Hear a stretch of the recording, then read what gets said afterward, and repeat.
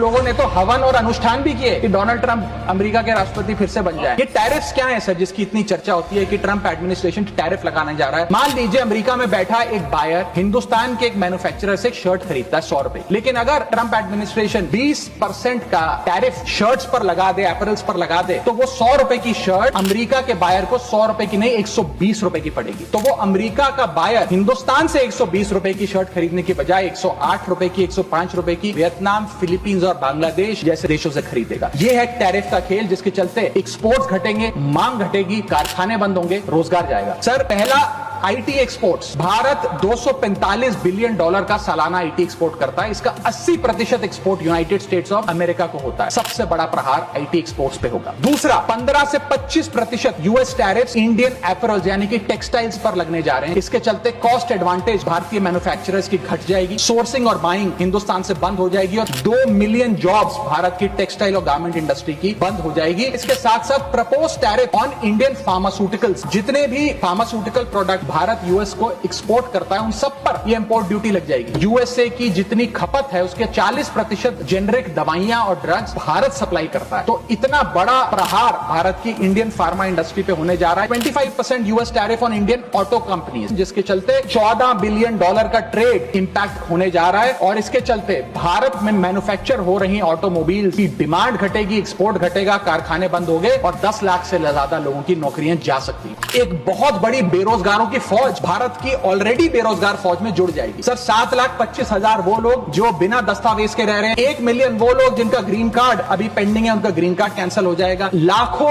H1B visa applicant जिनका H1B visa मिलना अब नामुमकिन सा हो गया है। और उसके अतिरिक्त भारत में जो टेक्सटाइल्स, फार्मा, आईटी और ऑटोमोबाइल इंडस्ट्री है उसमें जॉब ले ऑफ्स होंगे। सर मेरा आखिरी पॉइंट, भारत की फॉरेन इनवर्ड रेमिटेंसेस घट जाएंगी, भारत का फॉरेक्स रिजर्व घटेगा। सर वर्ष 2024 में डॉक्यूमेंटेड एंड अनडॉक्यूमेंटेड प्रवासी भारतीय जो यूएस में रहते हैं उन्होंने कुल मिलाकर 111 बिलियन डॉलर भारत भेजे। यानी कि जब उनकी नौकरियां ही नहीं रहेंगी तो वो क्या पैसा भेजेंगे। जब वो पैसा नहीं भेजेंगे तो भारत के फॉरेक्स रिजर्व्स घटेंगे और फॉरेक्स रिजर्व्स घटने की वजह से रुपया और कमजोर होगा और डॉलर और मजबूत होगा। सर भारत की कॉर्पोरेट टैक्स कलेक्शंस में 3 से 4 हजार करोड़ का नुकसान होने जा रहा है और इन्फोसिस, टीसीएस जैसी बड़ी बड़ी कंपनियां अब 80 से 90% अमरीकी लोगों को नौकरियां देंगी। भारतीय जो H1B वीजा पे वहां काम कर रहे हैं उनको निकालने का काम शुरू होने जा रहा है। कुछ लोगों ने तो हवन और अनुष्ठान भी किए कि डोनाल्ड ट्रंप अमेरिका के राष्ट्रपति फिर से बन जाए, लेकिन उसके बदले हमें हासिल क्या हुआ, पहला झटका जो ट्रंप एडमिनिस्ट्रेशन ने दिया वो भारत को दिया।